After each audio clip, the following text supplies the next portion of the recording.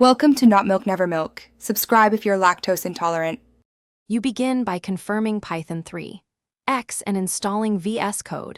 This gets basic compatibility out of the way. Once done, add the Microsoft Python extension so you get linting, IntelliSense, and debugger support. Make sure to pick the interpreter at the bottom right so your environment matches. Next, create a project folder and run Python mvenv. Venv to isolate dependencies. This avoids system conflicts and makes reproducible runs for testing and deployment.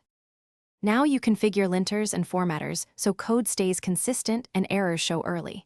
Activate the venv Windows or Mac OS/Linux so installs go into the project. Once active, pip install Pylint Black and set them in settings. JSON, this ensures format on save and pre-commit style.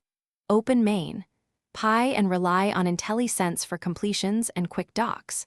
Run your script in the integrated terminal or with Code Runner to iterate quickly. This tight feedback loop speeds up debugging and feature work. Finish by leveraging the debugger. Set breakpoints in the gutter and use the Run and Debug panel to step through code and inspect variables. Once confident, add PyTest tests and run them from the terminal or Test Explorer to validate behavior. If things go wrong, make sure you pick the correct interpreter and that the venv is active, then reinstall dependencies with pip install R requirements. TXT. This quick triage covers most issues and keeps you moving from broken to working efficiently. Thanks for watching. If this was helpful, leave a like and consider subscribing. See you next time.